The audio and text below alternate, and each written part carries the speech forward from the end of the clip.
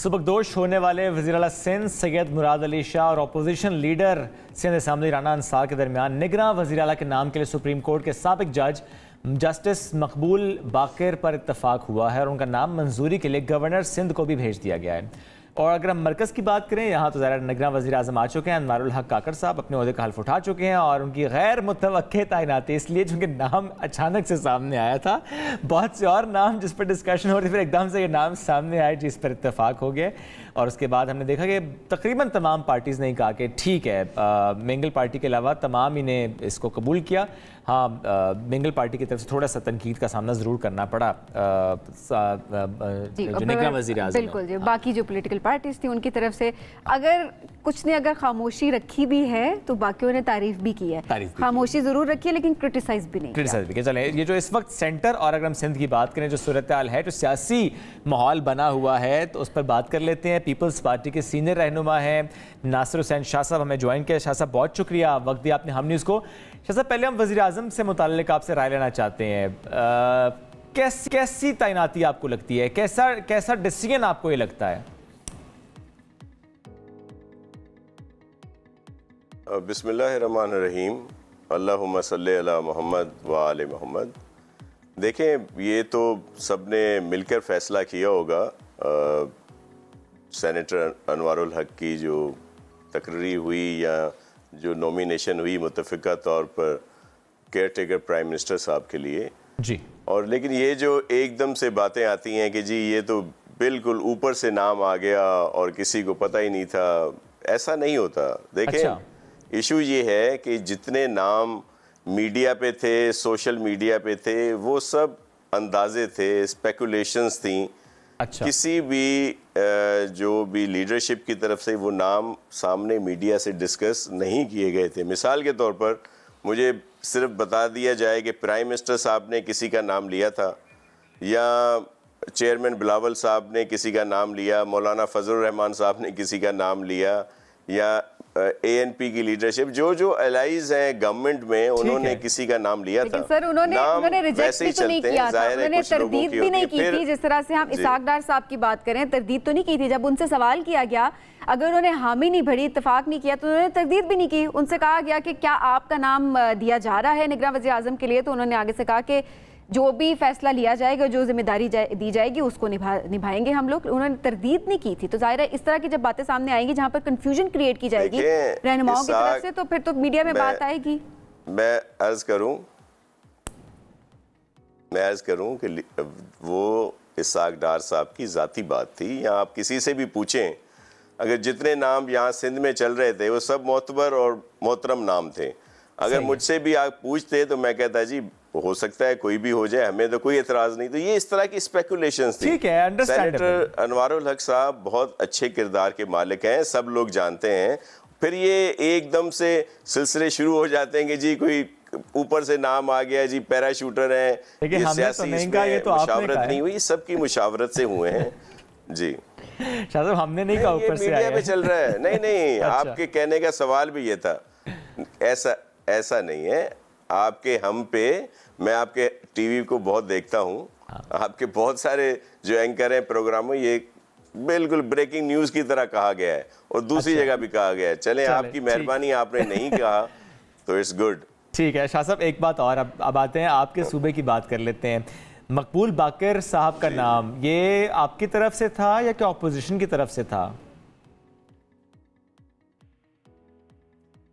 देखें, Pakistan peoples party का बिल्कुल वाज़े मौक़िफ़ है कि हम चाहते हैं कि ये जो 2 या 3 माह का जो अरसा है, इसमें इलेक्शन हो, और ट्रांसपेरेंट हो और मुनसिफाना इलेक्शन हो। इसके लिए हमने अगर जस्टिस मकबूल बाकर साहब का नाम पे इत्तफाक किया या दिया तो एक अच्छी बात है, क्योंकि हम चाहते हैं कि इसमें आपको अभी भी लगता है नजर आए। शाह साहब, आपको अभी भी लगता है कि 2-3 माह में इंतखाबात हो जाएंगे या ये करवा देंगे? चूंकि CCI की मीटिंग में आप लोग इत्तफाक कर चुके हैं मरदमशुमारी से, और अभी नई हल्का बंदियां होनी है तो उसमें वक्त लग जाएगा। 120 दिन की बात की जा रही है, लग नहीं रहा कि इस साल इंतखाबात होंगे। आप मत कहिएगा कि मीडिया ने कहा है, ये आपके साथी कहते हैं कि इंतखाबात होते नजर नहीं आ रहे, लेकिन आपकी ये बात बहुत अहम है कि 2-3 महीने में इंतखाबात, स्टिल यू एक्सपेक्टिंग?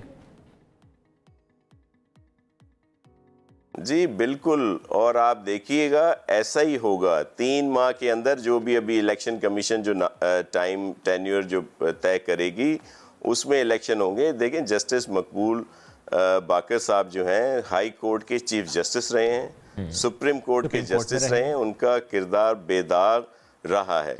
और बिल्कुल, तो इस वजह से हमने अगर नॉमिनेशन दिए तो इससे आप हमारे मौक़िफ़ का अंदाज़ा लगा लें कि हम क्या चाहते हैं। हम ट्रांसपेरेंसी चाहते हैं और चाहते हैं कि मुनसिफाना इलेक्शन हो। और ये जो अंदाज़े हैं ना कि जी ये कोई बहुत लंबा खींचेंगे केयर टेकर, ऐसा नहीं है। आप उठा लें 2013 का मीडिया की क्लिप्स उठा लें, सोशल मीडिया, प्रिंट मीडिया, तब भी कहा जाता था कि जी 2 साल के लिए कौमी हुकूमत बन रही है जी, जो इंटीरियम जो है, ये जो सेटअप है, ये बहुत लंबा चलेगा।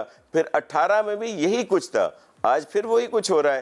ये बात जो आप कर रहे हैं सेंसस वाली, जिस पे होगा, देखें मैं अच्छा चले मेरा अर्ज सुन ले, जान की अमान पाऊं तो अर्ज कर। देखें, ये एक आईनी तकाजा है, लेकिन इसका सिर्फ एक हद तक अमल हो सकता है। अगर सेंसस जिस तरह अप्रूव हुए हैं और इन पर जाना है, तो वो सिर्फ कोई नई सीटें क्रिएट आप नहीं कर सकते इस वक्त, क्योंकि आईनी तौर पर उसके लिए असेंबली का होना बहुत ज़रूरी है। 2/3 आपको मेजॉरिटी चाहिए, 2/3 में। अब क्या है, अब सिर्फ लकीरें डालनी है आपने कि जी चलें ये सेंसस आए, इस इलाके में ज़्यादा पॉपुलेशन है, इसका जी ये सीटें ऐसे होंगी। और ये कोई बड़ा कोई काम नहीं है, ये 1 माह के अंदर अंदर हो सकता है। और वो जो ड्यू डेट है 60 दिन की इलेक्शन की, वो उसमें हो जाएंगे। तो ये इत्मीनान खातिर रखें, इंशाल्लाह इलेक्शन टाइम पे होंगे और जो फैसला पाकिस्तान की अवाम करेगी वो सबको कबूल करना होगा। शाह साहब, आपकी ख्वाहिश तो अपनी जगह के इलेक्शन वक्त पे हो, हम भी सब यही चाहते हैं इलेक्शन वक्त पे हो, आइन के मुताबिक हो, लेकिन माहौल बनता तो दिखाई नहीं दे रहा। अभी इलेक्शन मुहिम कब स्टार्ट करी है आपकी पार्टी?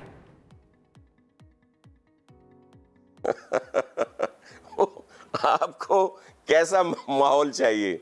देखिए, अभी तो केयर टेकर्स की नॉमिनेशन हो रही है और कल अच्छा सुन ले, वो भी आप देख लेंगे। सिर्फ शुरू तो होने दें, पार्टी तो अभी शुरू हुई है, अभी जलसे होंगे, रैलियां होंगी, बहुत कुछ होगा।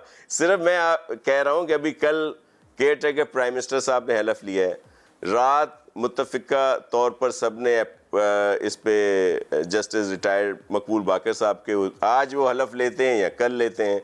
फिर बलूचिस्तान का भी फैसला आने वाला है, उनका जो आपस में जो मुशावरत जारी है। इसके बाद जो है शुरू होगा सिलसिला। और फिर वो जैसे आपने खुद बताया कि ये सेंसस की वजह से कुछ टाइम इलेक्शन कमीशन को दरकार होगा, फिर इलेक्शन कमीशन शेड्यूल देगी कि जी ये इस तरह 60 दिन का या 45 डेज या जो भी आइन में दर्ज है उसके तहत, तो फिर ये सारी चीज़ें शुरू हो जाएंगी। लेकिन उससे पहले ही जलसे, रैलियां और पॉलिटिकल इवेंट्स जो हैं वो शुरू हो जाएंगे। आप देखिएगा शुरू। जी बिल्कुल। शाह साहब, इन हालात में जहां पर आवाम पिस रही है, आपकी हुकूमत रही है, PDM की हुकूमत, और जाहिर है हालात सबके सामने, किस नारे के साथ आवाम के दरमियान जाएंगे? देखें, पाकिस्तान की अवाम जो है वो बाशऊर है, उनके इल्म में है कि इस वक्त जो कुछ वो भुगत रहे हैं, महंगाई है, बेरोज़गारी है और बहुत सारी तकालीफ से वो दो चार हैं, उसका वाहिद जो इशू है वो वही PTI की नाअहल वफाकी हुकूमत थी, जिसने IMF से इस तरह के मुआहदे किए और फिर ख़ुद भी कोई चीज़ नहीं की। मौजूदा हुकूमत ये जो रही है, आप जिसको कह लें अलायंस की गवर्नमेंट रही है, इनके लिए सबसे अहम पाकिस्तान है। क्या हम लोग नहीं समझते शहबाज शरीफ साहब, चेयरमैन बिलावल या प्रेसिडेंट आसिफ अली जरदारी, मौलाना साहब या दीगर जो भी अमायदीन शामिल हैं हुकूमत में, वो नहीं समझते कि महंगाई होगी और लोगों के पास जाना है, लेकिन उनके पास कोई और ऑप्शन नहीं है। वो या अपनी सियासत बचाएं या पाकिस्तान बचाएं।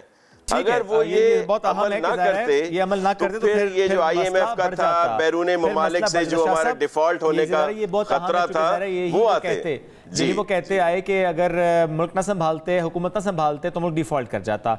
शाह साहब एक चीज और, इस वक्त अगर हम इलेक्शन की बात कर रहे हैं, माहौल का जिक्र कर रहे हैं, बिलावल का मुकाबला किससे है? मरियम नवाज से है, किसी और जमात से? मुकाबला किससे है? देखें, मुकाबला हम बहुत पुरुमीद हैं कि पाकिस्तान पीपल्स पार्टी पूरे मुल्क में सबसे ज़्यादा नशिस्तें लेगी। सिंध में हम मुकम्मल तौर पर स्वीप करेंगे इंशाअल्लाह, अल्लाह की मेहरबानी से। साउथ पंजाब में हमारी बहुत अच्छी पोजीशन है, सेंट्रल में जाहिर है नहीं, आपने सवाल मेरा गोल कर दिया है। सवाल गोल कर गए हैं। सीट नहीं, मुकाबला किससे है पीपल्स पार्टी का? बिलावल का, जरदारी साहब का मुकाबला किससे है? जी जी जी जी, मैं आपको तफसील एक मिनट जी मैं तफसील बता के फिर उस तरफ आता हूँ। बलूचिस्तान में हालिया बल्दियाती इंतखाबात हुए हैं जहाँ हमारी पिछली इलेक्शन में एक सीट नहीं थी, वहाँ पे ज्यादा से ज्यादा नशिस्तें हमने जीती हैं। फिर KP में भी अच्छी हमें उम्मीद है। तो जाहिर है जब ये फैसला होगा, लेकिन जो पाकिस्तान के हालात हैं इसमें हम सब ने मिलकर फैसला करना होगा। जो सीटें आएंगी फिर मुत्तफ़िका फैसला होगा। जाहिर है उसमें जो मुकाबला है चेयरमैन बिलावल भुट्टो जरदारी साहब का, वो जाहिर है मियाँ फैमिली के साथ ही है, उनकी तरफ से भी नॉमिनेशन होगी प्राइम मिनिस्टर की, लेकिन पाकिस्तान के वसीतर मफाद में सब ने मिलकर फैसला करना होगा। वो तो सर इंतखाबात के बाद, वो फैसला इंतखाबात के बाद होगा। सीट्स किसकी ज्यादा होती हैं वो तो उसके बाद की सारी कहानी है।